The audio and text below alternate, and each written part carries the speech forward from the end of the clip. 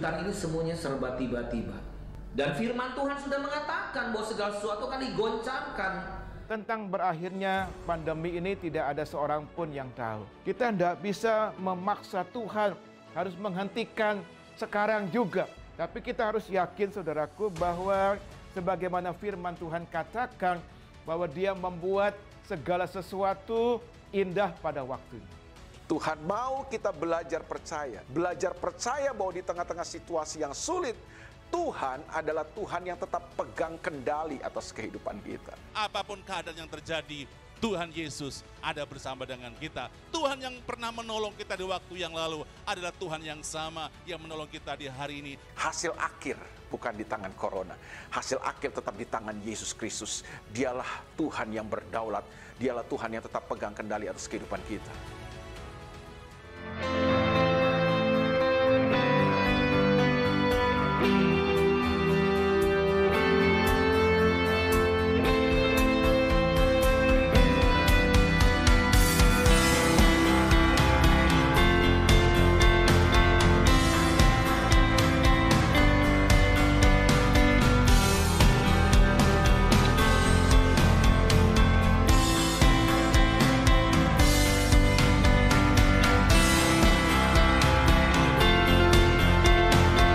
Ayat 19 dan 20.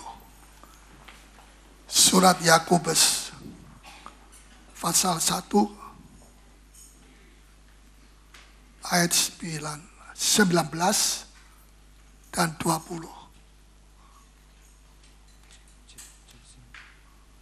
Hai saudara-saudara yang kukasihi, ingatlah hal ini.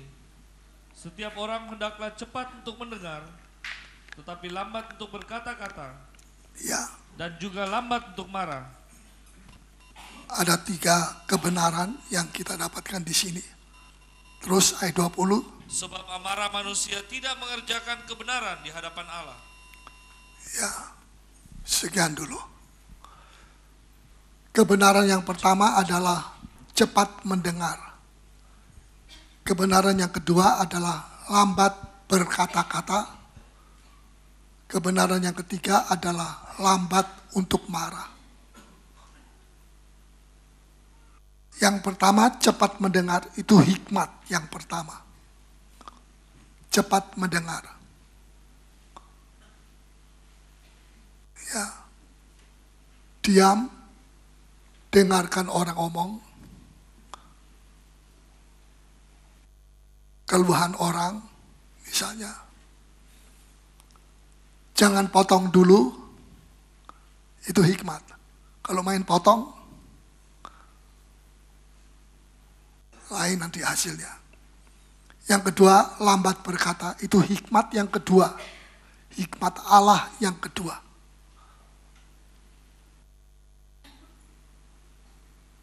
Artinya mengendalikan lidah. Ya, kita mesti mempunyai pengendalian lidah.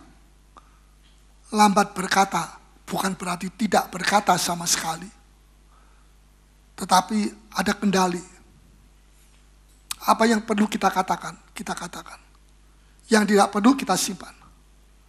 Seringkali yang tidak perlu kita simpan, kita tidak simpan atau kita simpan. Tapi hati ini seperti menggelitik, mau ngomong terus. Akhirnya terlalu banyak omong, yang sudah diomong tadi betul, sekarang tambahannya salah. Salah paham dan sebagainya. Dalam 1 Petrus, nanti kita baca.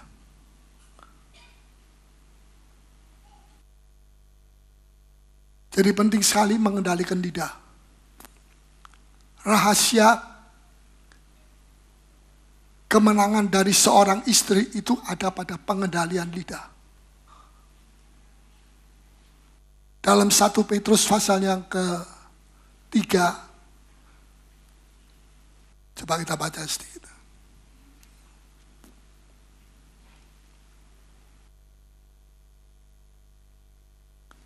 Ayat 1 sampai dengan ayat 7.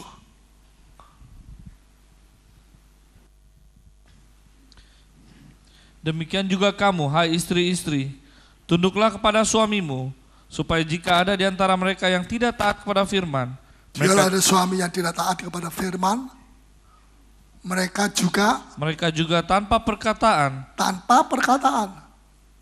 Padahal istri itu banyak perkataan. Orang wanita lebih banyak bicara daripada orang laki. Ya atau ya? Ya. Ya. Yang ngomong ya itu kok tanpa perkataan. Wah, enggak masuk, enggak logis ini. Saya bilang perkataan Tuhan itu memang tidak logis. Kalau kita mau ukur terus firman Tuhan dengan logika kita akan tersandung dengan firman Tuhan. Kita mesti letakkan logika kita. Tidak masuk akal kita. Karena firman Allah itu begitu luas, melebihi logika kita yang begitu kecil sekali. Kalau Allah mesti diukur dengan logika kita, alangkah lemahnya Allah kita itu. Mungkin kita lebih berkuasa daripada dia, karena kita yang mengukur dia dengan logika yang ada pada kita. Tidak ada sesuatu kepintaran kita pun. Paulus berkata orang pintar itu, bilang, yang paling bodoh daripada Allah itu lebih dahsyat daripada kepintaran manusia yang paling pintar. Bisa nangkap? Yang paling bodoh daripada Allah, yang paling pintar daripada manusia, itu bukan apa-apa dibanding yang paling bodoh daripada Allah. Ya. Karena itu banyak orang pintar kesandung. Sulit orang pintar mau dengar firman Tuhan, mau terima firman Tuhan. Bukan tidak ada. Dari 12 rasul lebih, cuma satu yang pintar. Itulah Paulus. Saking pintarnya sampai keblinger, sampai dia mesti dihancurkan. Dia mesti kembali kepada titik nol, baru Tuhan pakai dia. Sehingga dia selalu mengaku bahwa semua yang aku lakukan ini adalah kasih karunia. Dia tidak mengatakan, karena aku pintar. Walaupun dia pintar, tapi dia telah membuang semua kepintarannya. Sehingga dia bisa menerima hikmat daripada Allah. Kita tidak bisa terima hikmat Allah dan hikmat dunia. Dua-dua. Karena itu saling bertentangan. Kalau tidak, orang-orang pintar di dunia itu sudah terima Yesus semua. Lihat saja orang-orang pandai, presiden-presiden, raja-raja, kecuali Ratu Elizabeth, sudah lahir baru. Ratu-ratu yang lain saya tidak tahu. Sulit bagi mereka untuk bisa menerima hikmat Allah dengan hikmatnya dunia. Saya tidak bermaksud bicara soal ini. Tapi sudah boleh baca di dalam 1 Korintus pasal 1 di rumah. Coba kita baca terus. Ayat berapa tadi? Ayat 1. Mereka juga tanpa perkataan dimenangkan oleh kelakuan istrinya. Jika mereka oleh kelakuan istrinya. Jadi perkataan istri diganti sekarang kelakuan istrinya. Bukan berarti tidak boleh ngomong istri. Tapi bukan pada perkataannya dia ada kuasa untuk bisa mentobatkan suaminya. Tapi pada kelakuannya, menurut firman Tuhan, saya bicara soal dari firman Tuhan aja. Tapi banyak orang, banyak istri tidak mau mengakui ini. Mengakui atau tidak, tetap firman Tuhan adalah firman Tuhan. Kalau kita sudah selalu mengatakan, memperingatkan, keluarga kita, rumah tangga kita, orang-orang di dalam keluarga kita. Memperingatkan, tapi tidak mau bertobat, tidak mau berubah. Kita sekarang tidak lagi memperingatkan dengan perkataan, tapi dengan keteladanan kita, dan dia nanti akan takluk. Kelakuan, itu teladan. Kadang-kadang kita sudah jenuh dengan perkataan kita mesti ganti verse dengan teladan kita. Dan itu tidak keluar dari firman Tuhan. Kelakuan istrinya. Tapi seringkali suami-suami tersandung dengan kelakuan istrinya. Kalau istri itu masih dipertanyakan apa betul dia sudah lahir baru, sungguh-sungguh. Nah ini gawat.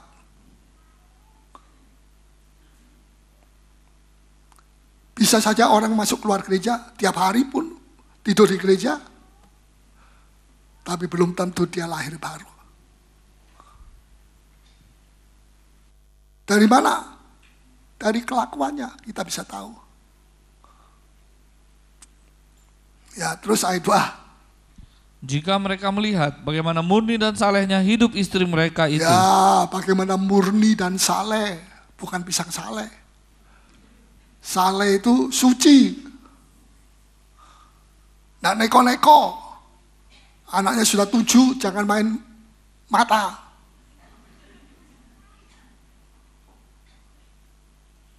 Ya. Orang Kristen yang masih suka main mata itu belum bertobat. Betul? Tidak ada suara. Saya tidak terpengaruh dengan suara saudara. Saya menyampaikan firman Tuhan. Kalau saya bilang puji Tuhan, haleluya, puji Tuhan. Kalau saya tidak mau, kemungkinan itu yang suka main mata. Harap saja tidak. Terus kita baca. Perhiasanmu janganlah secara lahiriah, yaitu dengan mengepang-epang rambut, memakai perhiasan emas, atau dengan mengenakan pakaian yang indah-indah. Tetapi perhiasanmu ialah manusia batinia yang tersembunyi. Ya, jadi bukan tidak boleh pakai emas, tapi utamakan perhiasan batinia. Karena itu berharga di mata Allah. Ya, perhiasan lahir itu cuma berharga di mata manusia. Itu fana sebentar. Orang itu meninggal dunia, habis. Dia tidak bisa pakai itu. Tapi dia bisa pakai perhiasan rohani, batinia. Terus? Yang tersembunyi dengan perhiasan yang tidak binasa, yang berasal dari roh yang lemah lembut dan tentram. Yang lemah lembut dan tentram. Yang sangat berharga di mata Allah. Yang tentram, rumah tangganya juga akan tentram. Karena ada satu istri yang tentram. Kalau istrinya selalu ribut, terus rumah tangganya juga ribut. Barometernya rumah tangga itu ada pada istri. Bukan pada suami. Suami cari uang. Suami juga bisa cari uang di luar, main mata juga bisa. Saya tidak bela suami-suami. Suami juga harus bertobat, lahir baru. Ya. Wah kok sulit ya. Mengikuti firman Tuhan ini sulit. Tidak sulit. Kalau saudara berserah kepada Tuhan.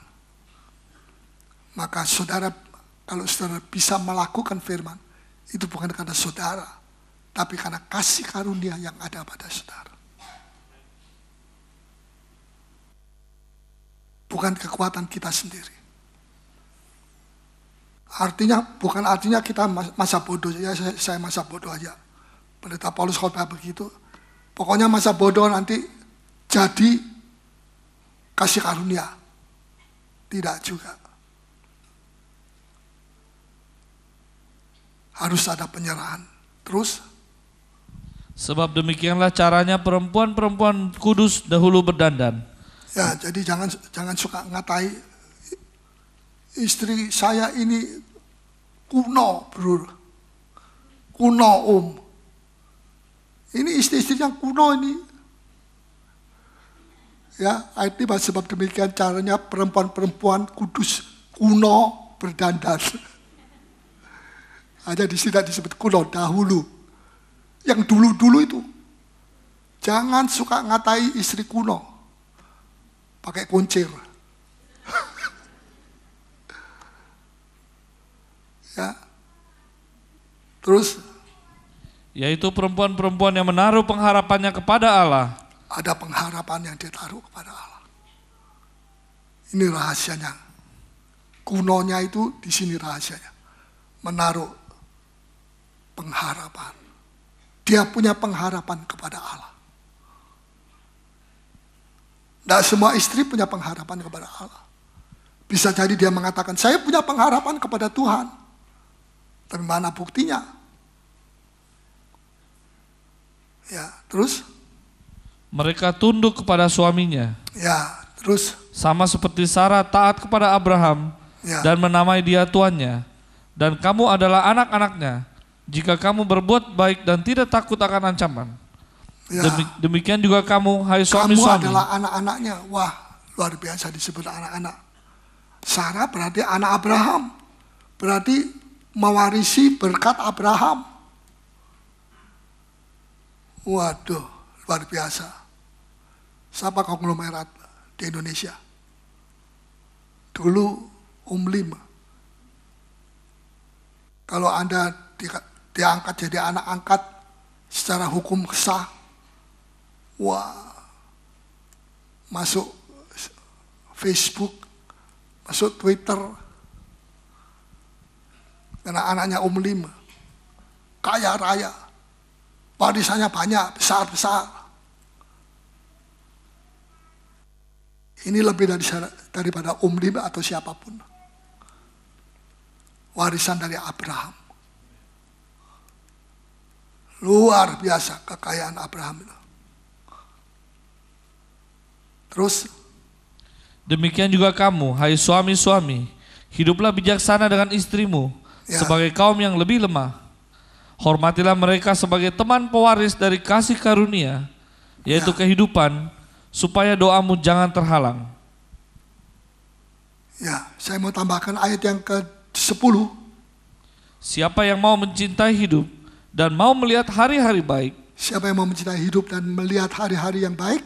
Ia harus menjaga lidahnya terhadap yang jahat. Harus menjaga lidahnya, mengendalikan lidahnya, perkataannya dari yang jahat. Terus? Dan bibirnya terhadap ucapan-ucapan yang menipu. Ya, dari ucapan-ucapan yang menipu. Coba lebih jelas lagi ini kita mau baca di dalam Mazmur 34 ayat 13. Mazmur 34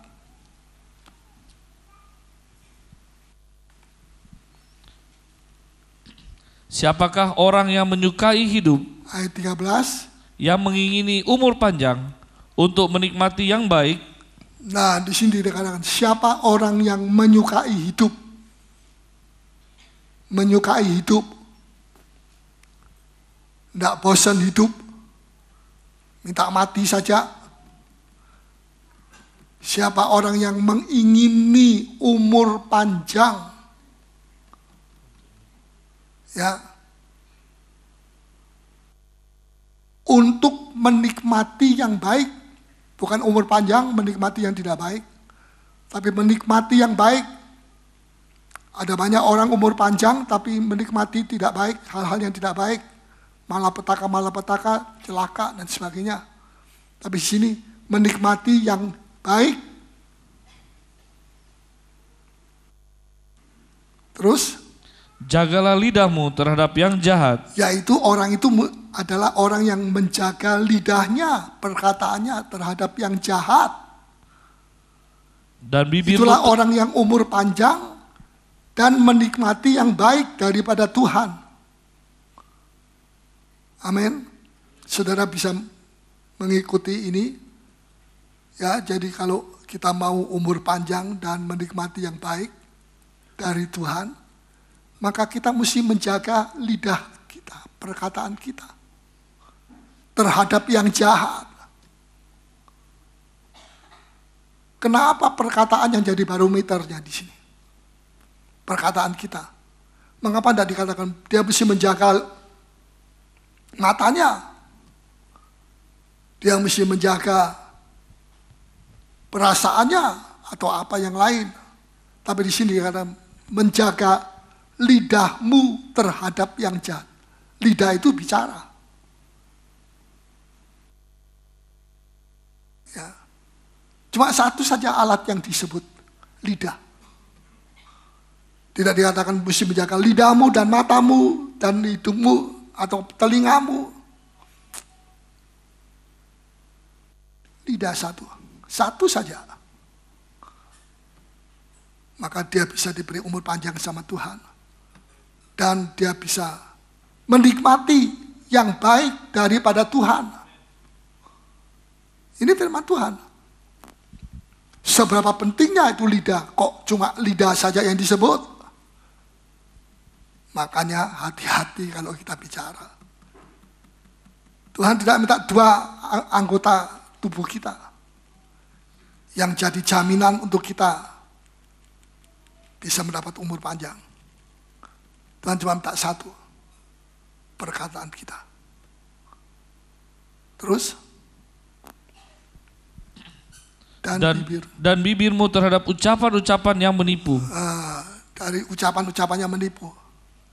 Jangan bibir kita mengucapkan ucapan-ucapan yang menipu. Terus? Jauhilah yang jahat dan lakukanlah yang baik.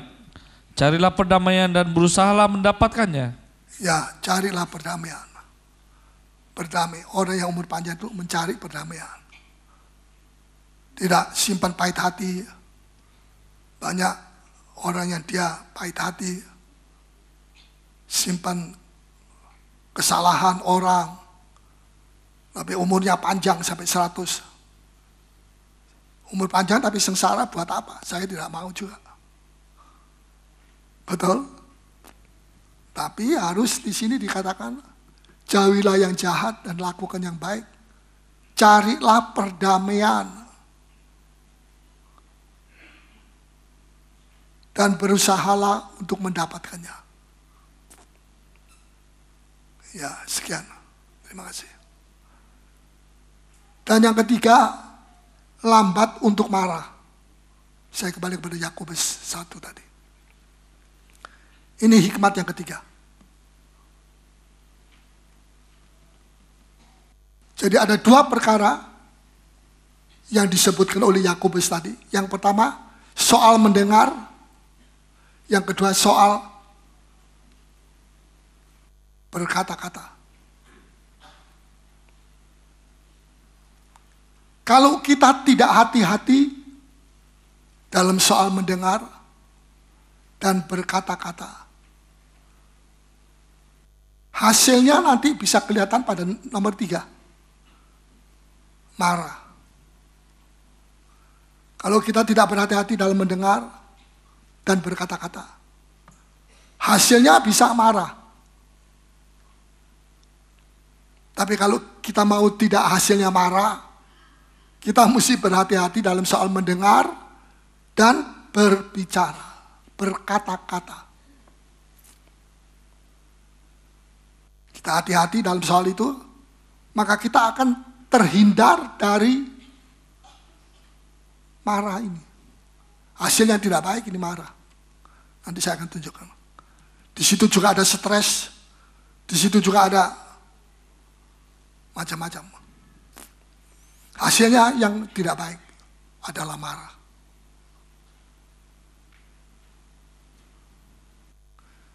Jadi saya kembali, cepat mendengar.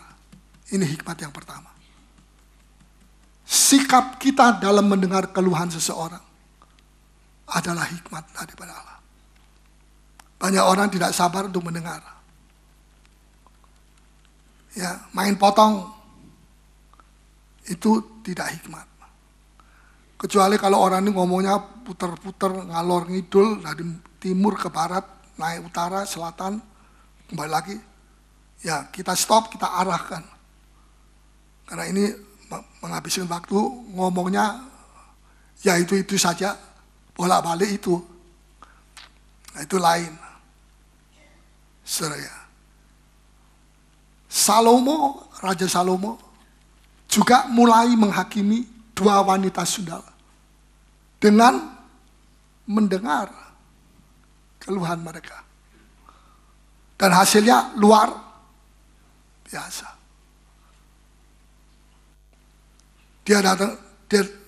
Dua wanita itu datang kepada Salomo. Kemudian Salomo tidak terus, kemudian dia ngomong macam-macam. Dia diam. Dia suruh dua wanita ini bicara. Di situ hikmatnya mulai jalan. Keputusan apa yang harus dia ambil? Dan dia terima itu dari Tuhan. Dia sampaikan, potong jadi dua anak yang masih hidup ini. Wanita yang satu, ibu yang sesungguhnya itu, kaget ya. Dia tidak mengira hikmat Allah itu luar biasa. Mengungkapkan isi hati. Ibu yang sesungguhnya juga diungkapkan isi hatinya. Ibu yang palsu juga diungkapkan isi hatinya. Yang palsu bilang, puji Tuhan, ya saya setuju.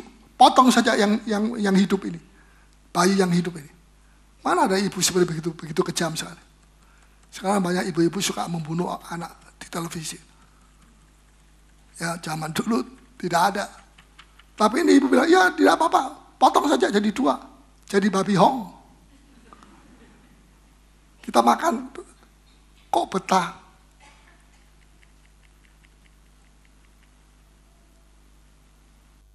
Kepalsuan, isi hatinya itu kepalsuan. Terungkap itu kepalsuan. Ini Kristen yang palsu.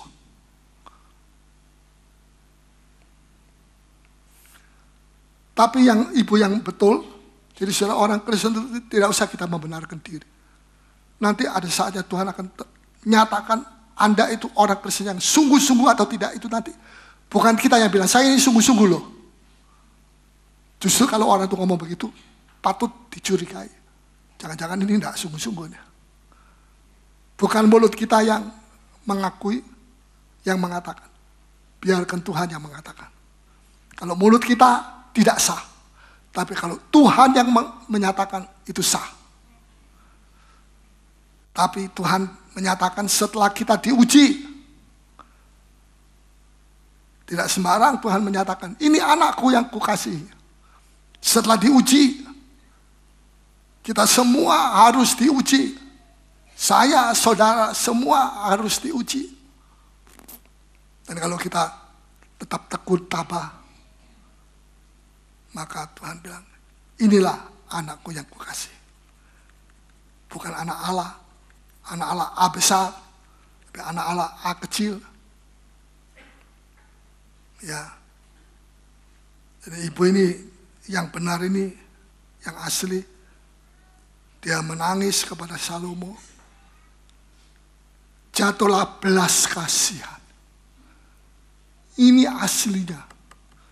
Ibu yang asli itu adalah ibu yang punya belas kasihan. Hasilnya luar biasa. Suami mendengar cerita daripada istri, keluhan atau apa dari istrinya. Tapi karena suami ini kurang sabar, main potong, biasanya berakhir dengan adu mulut. Betul suami-suami? Tidak ada suara. Betul istri-istri? Tidak ada suara. Saya khotbah kepada siapa ini? Biasanya berakhir dengan pertengkaran. Soalnya papi main potong sih. Nah, jadi cepat mendengar itu penting. Itu menghindarkan kita dari pertengkaran. Betul? Dari adu mulut. Adu mulut bukan ciuman. Seperti waktu pacaran.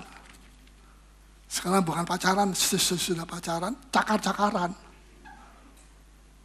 Tapi saya percaya di sini tidak ada. Kalau ada, bertobatlah dia. Haleluya. Ya, puji Tuhan.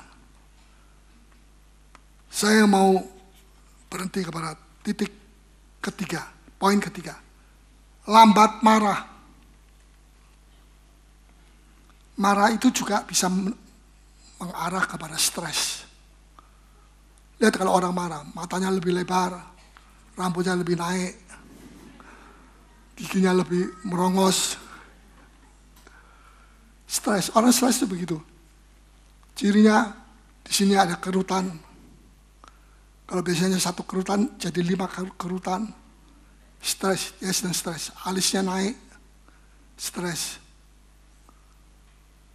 Ya, jari-jari kakinya melengkung ke depan, sedang stres.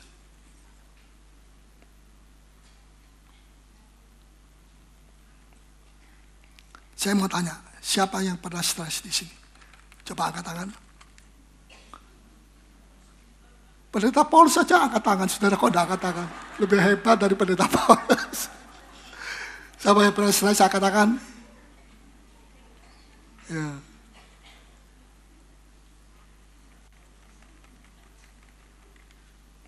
Memang tidak diingkari. Salah satu cara menyalurkan stres itu melalui bercerita. Dan ini kaum wanita suka berbicara. Biarkan dia berbicara. Jangan potong. Sebab dia sedang menyalurkan, mengungkapkan, mengosongkan hatinya dari stresnya. Stres itu tidak boleh ditahan lama, berbahaya. Sebab bisa menimbulkan sakit macam-macam. Sakit lambung, ditahan. Akhirnya stresnya tidak tahan, jadi penyakit mah, tekanan darah tinggi, sakit migrain, sakit kepala separuh, sakit kepala seluruhnya, tidak punya nafsu makan, pengeroposan tulang, Alzheimer, dan macam-macam. Kenyataannya memang manusia tidak bisa terhindar dari stres. Tapi ada jalan keluar. Saya nanti akan tunjukkan. Sebelum saya tunjukkan jalan keluarnya stres, marah, stres, dan sebagainya, saya mau tunjukkan lebih dulu apa penyebabnya daripada stres. Pertama, penyebabnya adalah khawatir. Orang yang selalu khawatir, ya, lagi sekali saya tanya, siapa yang tidak pernah khawatir? Boleh angkat tangan. Tidak ada orang yang angkat tangan, berarti semua pernah khawatir. Orang yang khawatir itu tidak akan menambah umurnya sehasta pun, kata firman Tuhan. Tidak akan bisa menambah umur saudara. Saudara tidak bisa menambah umur saudara dengan berkhawatir tentang umur hidup saudara. Sehasta pun menambah umur saudara tidak bisa. Coba kita baca. Matius 6 ayat 27.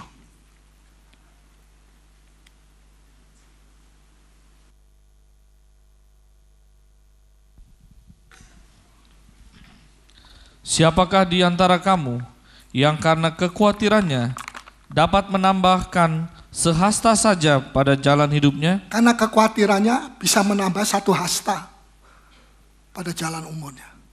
Bisa nambah 1 hasta itu 30 cm.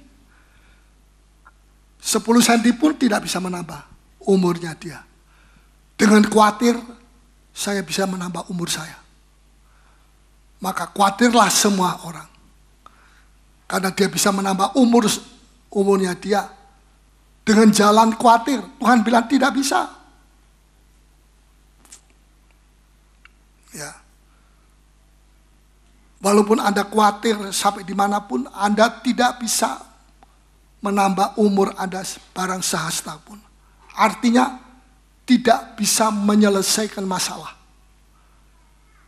Saudara kena masalah, saudara khawatir, kekhawatiran ini kemudian menyelesaikan masalah saudara. Tidak bisa. Anda khawatir bagaimanapun, masalah Anda tidak bisa selesai. Mana lebih parah. Lebih parah lagi. Ya.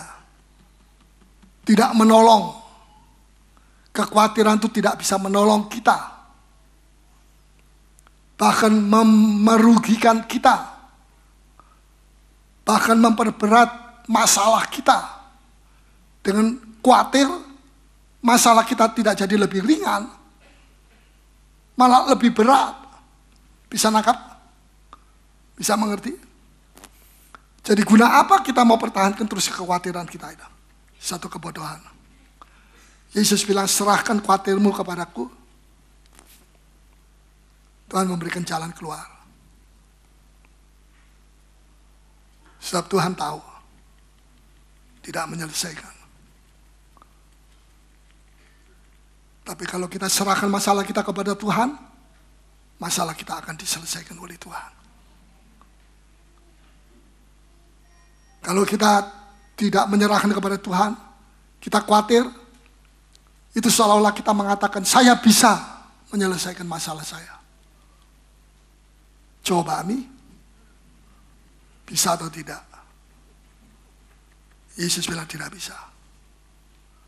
Tidak bisa. Hal yang kedua, coba kita baca. Tadi Matius 6 ayat 27 sudah dibaca? Belum. Coba tolong baca. Matius 6 ayat 27. Sudah. Sekarang yang kedua, maafkan. Tidak mau mengampuni orang yang bersalah. Kalau saudara tidak mau mengampuni orang yang bersalah, bukan orang itu yang stres, saudara yang stres. Siapa yang rugi? Diri kita. Bukan orang yang kita pahit hati itu, yang kita tidak mau ampuni dia. Dia keterlaluan, dia kebangetan, macam-macam alasan kita. Itu akan kembali memukul kita dan kita jadi stres. Karena apa? Ada banyak hal kita tidak mau selesai, tidak mau mengampuni. Termasuk suami istri. Suami istri itu pintar bersandiwara. Di muka orang, oh ya haleluya, puji Tuhan. Papi, ya papi, mami. Kayak koboi. Kayak termelun itu. Apa termelun? Tapi kalau di rumah, apa lu? Lu macam-macam gua kawin lagi.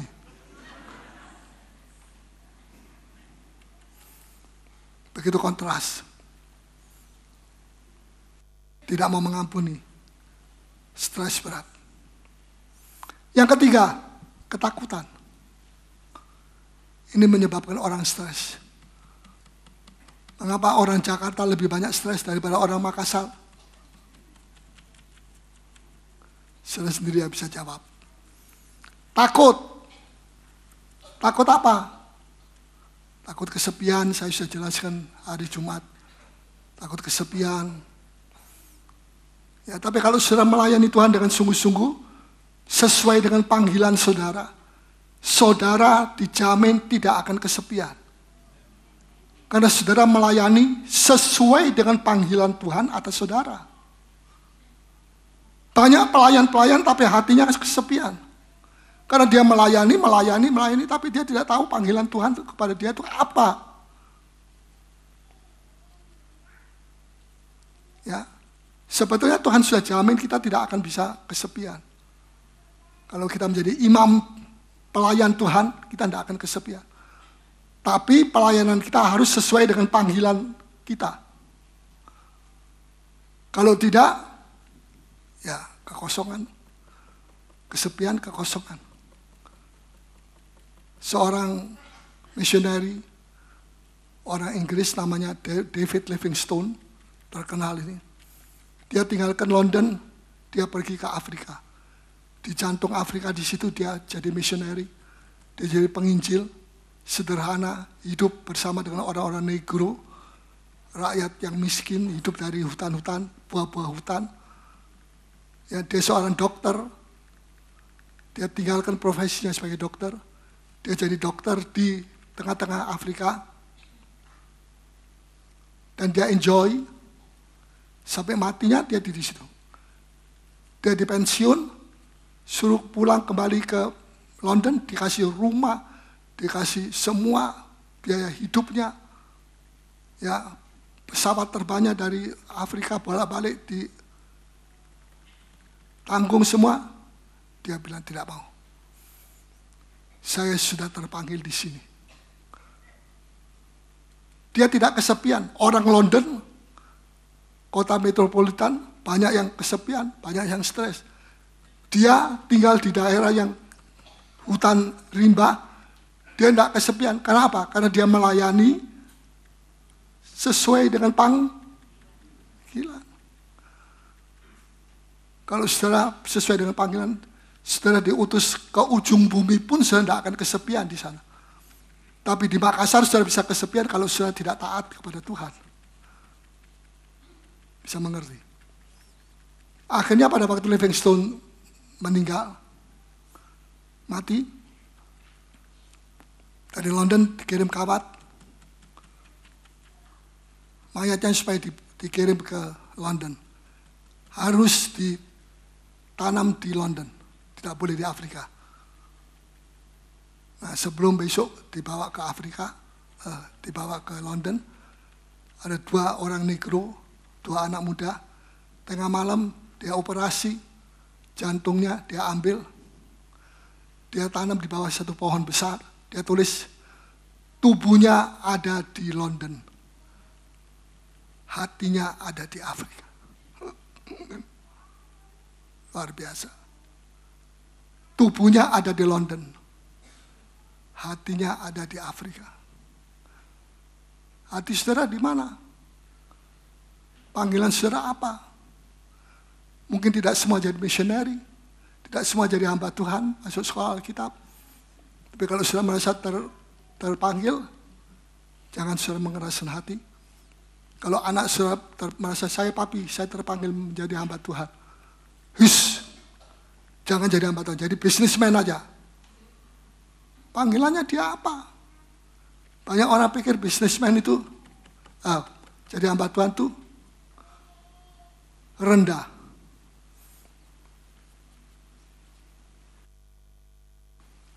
Kalau Tuhan pilih saya jadi hamba Tuhan, orang mau saya kerja kepada dia dengan bayaran 1 miliar pun saya tolak. Karena ini menyangkut nasib saya, menyangkut jiwa saya. Buat saya tidak ada kedudukan lebih tinggi di dunia ini daripada seorang hamba Tuhan. Walaupun dia rendah, mungkin dia ada di desa. Kita seringkali terpengaruh mengukur seseorang dengan apa yang kelihatan sebelah luar. Oh, hamba Tuhan miskin, naik sepeda. Tapi kita coba kalau Tuhan bukakan sedikit saja, sebentar saja, mata rohani kita, dan kita bisa melihat yang dilihat oleh Allah. Kita bisa melihat seperti yang dilihat oleh Allah. Billy Graham ditawari jadi presiden Amerika Serikat. Billy Graham mengatakan, tidak. Panggilan saya bukan jadi presiden. Kalau dia mencalonkan, dia bisa terpilih jadi presiden. Dia terkenal di seluruh Amerika, lebih dari Joyce Meyer. Dia bilang tidak. Kedudukan seorang hamba Tuhan itu lebih dari segala perkara. Bukan diukur dengan duit, dengan kekayaan, dengan harta. Malah orang yang jadi hamba Tuhan mengejar uang, justru dia itu miskin di hadapan Allah. Yang menyalahgunakan.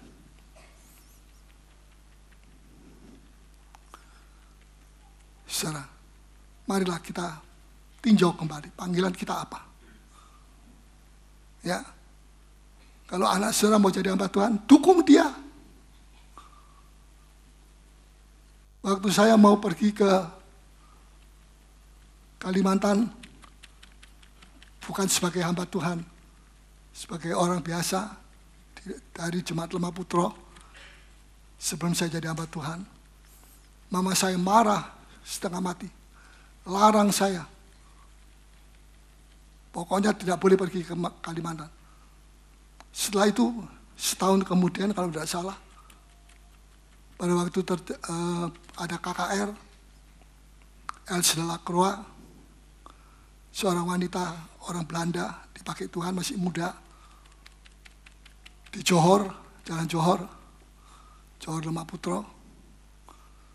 Di situ saya maju ke depan, saya menyerahkan diri. Dia tidak memanggil orang-orang muda untuk jadi hamba Tuhan, tapi saya maju sendiri. Tuhan bicara kepada saya, saatnya kamu jadi hamba Tuhan, hambaku.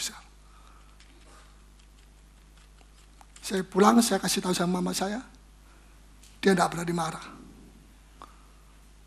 Ya sudah, kalau kamu memang dipanggil Tuhan untuk jadi hamba Tuhan, kemana? Keliling Indonesia, masuk keluar hutan. Selama 3 tahun. Nggak berani melarang. Sebab kalau dia melarang, dia bukan melarang saya. Dia melarang Tuhan yang mengutus saya, yang memanggil saya. Untung masih ada takut akan Tuhan. Saudara, apalagi kedatangan Tuhan Yesus sudah dekat. Kalau saudara dipanggil jadi bisnis, jadilah bisnismen. Tapi jangan bisnismen melulu. Saudara juga mesti melayani Tuhan. Cari jiwa, bawa jiwa. Pengurus-pengurus, ya saya anjurkan jangan cuma rapat-rapat saja. Cari jiwa. Mau cari jiwa? Kok hening sekali begitu? Cari keluarga saya, wah itu famili saya yang di situ tuh masih belum kenal Tuhan. Saudara tanggung jawab itu. Yang keempat, penyebab stres adalah roh sedih.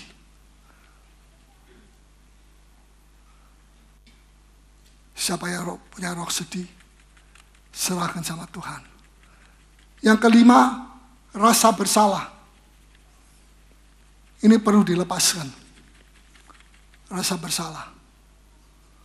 Hosea 4 ayat 6, umatku binasa karena tidak berpengetahuan yang benar. Coba kita baca.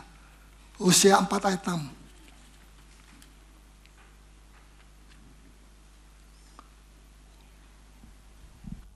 Hosea 4 ayat 6. Umatku binasa karena tidak mengenal Allah. Karena engkaulah yang menolak pengenalan itu, maka aku menolak engkau menjadi imamku. Lagi sekali. Umatku binasa karena tidak mengenal Allah. Umatku binasa karena tidak berpengetahuan yang benar. Di situ mengenal Allah, karena tidak mengenal Allah. Maksudnya karena tidak berpengetahuan yang benar. Kurang pengetahuan yang benar. Perlu pengetahuan yang benar. Pengetahuan Allah, itulah firman Tuhan, ini perlu kita. PA perlu. Sebab di sini kita ditambah pengetahuan kita kepada firman Tuhan, kepada kepribadian Allah. Ya, kita tidak kekurangan iman mungkin. Kita tidak kekurangan pengharapan mungkin. Kita tidak kekurangan kasih mungkin. Tapi kita binasa karena kekurangan pengetahuan akan Allah. Bisa mengerti? Karena itu firman Tuhan mengajar, menunjukkan apa bedanya kudus dengan yang tidak kudus. Supaya kita tahu bedanya. Jangan kita anggap yang kudus tidak kudus, yang tidak kudus kudus. Dan kita hidup di dalam lack of vision. Kita hidup di dalam kekurangan akan pengetahuan akan Allah. Ya, ini penting sekali. Sebab kita bisa tersesat dan kita merasa kita benar pada jalan yang benar. Karena kita kekurangan pengetahuan yang benar tentang Allah. Kita kekurangan pengetahuan firman Tuhan. Ya. Jadi saudara, penting sekali kita belajar firman Tuhan supaya pengetahuan kita bertambah, kita bertumbuh menjadi dewasa. Bertumbuh itu penting sekali. Betul? Kalau sudah digembalakan, sudah perlu bertumbuh di dalam penggembalaan. Kalau sudah tidak bertumbuh, berarti ada sesuatu yang sudah mesti periksa. Mengapa saya kok tidak bertumbuh? Saya digembalakan tapi saya tidak bertumbuh. Dari umur 8 tahun Tuhan Yesus masih bayi, diserahkan, disunat, sampai umur 12 tahun, dia ikut orang tuanya pergi ke Yerusalem. Tidak ada kesaksian apapun tentang dia. 12 tahun silence, sunyi, senyap. Cuma ada satu kata yang memberi kesaksian. Bahwa dia bertumbuh menjadi berkenan di hadapan Allah dan di hadapan manusia. Dia bertumbuh. Di dalam Injil Lukas pasal yang pertama, dia bertumbuh. Cuma itu satu kata saja, dia bertumbuh. 12 tahun tinggal di Nazaret. Tidak ada kesaksian apapun tentang dia kecuali satu. Dia bertumbuh untuk nanti Tuhan akan menyatakan diri sebagai Mesias. Pertumbuhan rohani itu penting sekali. Yang ke berapa sekarang? 6. Penyebab stres adalah perkawinan yang sering ribut, sering adu mulut, seperti tadi saya katakan. Dan sedikit sukacita, damai sejahtera, kasih. Sedikit. Saudara, kalau sup 1 mangkok besar, kita kasih garam cuma sedikit saja segini, rasanya hambar. Kenapa? Sedikit garam, kurang garamnya. Banyak rumah tangga, sedikit kasih, sedikit sukacita, sedikit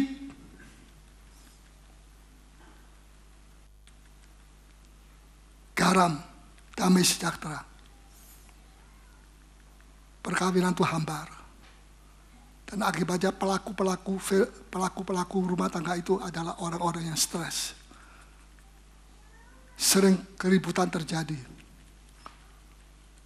Saudara, perdamaikan pernikahanmu, sebab Tuhan mau supaya Tuhan telah sediakan keperluan kita untuk rumah tangga kita. Amin. Yang ketujuh, banyak, saya ambil 7 saja. Hutang kanan kiri. Halo? Hutang kanan kiri. Siapa di sini yang hutangnya kanan kiri? Di malam mengigau. Hutang. Kenapa, mah? Aku datangi orang penagih hutang. Ya, Ibrani bilang, cukupkan, apa-apain. Ibrani mengatakan, cukupkan apa yang ada padamu. Coba tolong bacakan. Ibrani 13 ayat 5.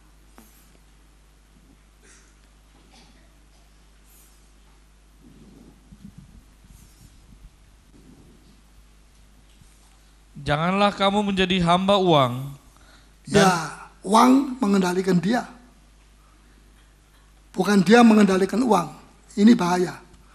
Kalau uang mengendalikan kita, bencana terjadi. Korupsi terjadi sebab apa? Uang mengendalikan manusia. Kemudian penjara menunggu.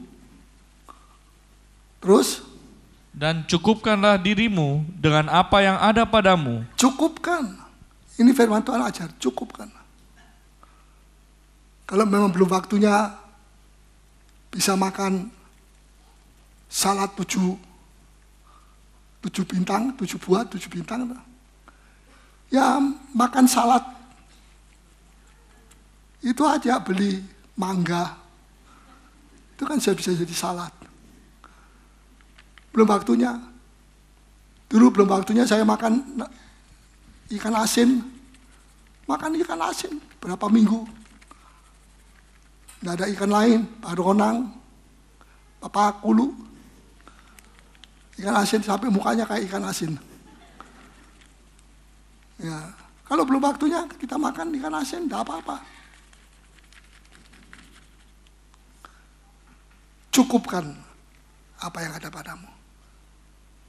Jangan kita dikuasai oleh barang-barang konsumtif. Kalau memang sudah diberkati, puji Tuhan, mau beli apa saja silakan. Beli mobil boleh, beli bus boleh. Cuma parkirnya terlalu besar kalau bus dibuka sini. Ya, tapi kalau belum waktunya, cukupkan apa yang ada. Ini Alkitab yang bilang, bukan saya. Jadi kita ini sudah dituntun. Sikap kita mesti bagaimana kalau begini, kalau begitu sikap kita bagaimana. Itu diajar oleh firman Tuhan. Amin.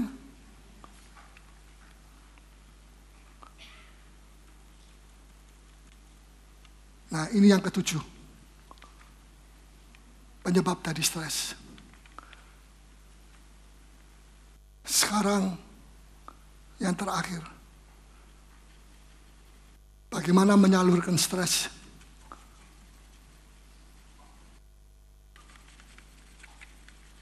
Yang pertama,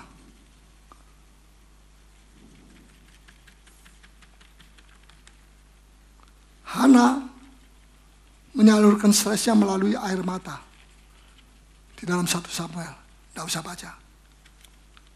Dia menangis karena dia di madu, dan madunya sudah punya anak 7. Dia satu pun tidak punya anak. Dan setiap tahun sekali pergi ke Yerusalem, hari raya Paskah, mempersembahkan korban. Elkana suaminya memberikan kepada madunya, istri keduanya yang punya 7 anak, 7 persembahan. 1 anak, 1 persembahan. Tapi Hana cuma 1 persembahan karena dia mandul, dia tidak punya anak. Dan dia diejek, seringkali diejek sama madunya, sama anak-anaknya juga. Dia menjadi begitu sakit hati, tapi dia tidak bertengkar. Dengan madunya dia menangis. Dan Imam Eli mengatakan, mengapa kamu mabuk? Saya bukan orang yang mabuk, Tuhan. Saya orang yang stres. Dia menangis. Imam Eli berkata, Tuhan telah mendengar doamu. Tuhan telah menjawab. Tuhan akan memberikan seorang anak kepada kamu. Setelah itu dia amin. Dia mencuci mukanya. Tidak lagi kelihatan sembab. Ya, mukanya bercahaya lagi. Dia bisa duduk makan. Tidak nangis terus. Saya percaya saya dapat anak. Tapi nangis terus. Itu berarti tidak percaya. Betul? Tuhan mau kita tidak menangis terus, kita bersuka cita. Muka kita bercahaya. Amin. Dia duduk, dia bercahaya, dia mukanya berseri-seri. Dan tahun depan, dia mendapat seorang anak yang dinamai Samuel. Menyalurkan stres melalui air mata. Kalau saya stres, orang dunia stres, menangis, air mata keluar. Tapi kepada siapa? Dia tidak punya Tuhan, dia tidak kenal Tuhan. Siapa yang dia tangisi? Tidak ada. Saudara, kita orang beruntung karena kita punya Tuhan. Dan kita kenal Tuhan kita itu. Dan Tuhan kita adalah Tuhan yang sanggup menolong kita. Dan Tuhan yang sanggup menolong kita itu adalah Tuhan yang maha kuasa. Glory, haleluya. Juga Daud. Dia seringkali stres. Tapi dia menyalurkan stresnya melalui bermazmur. Makanya dalam mazmur itu ada banyak mazmurnya Daud. Menyalurkan melalui doa dan permohonan. Kedua. Ketiga, menyalurkan stresnya melalui pujian kepada Tuhan, menyembah kepada Tuhan. Dan yang keempat, melalui firman Tuhan. Kita diajar oleh firman Tuhan untuk melepaskan stres kita. Dan Tuhan memberkati kita sekalian. Kiranya Tuhan memberkati saudara sekalian.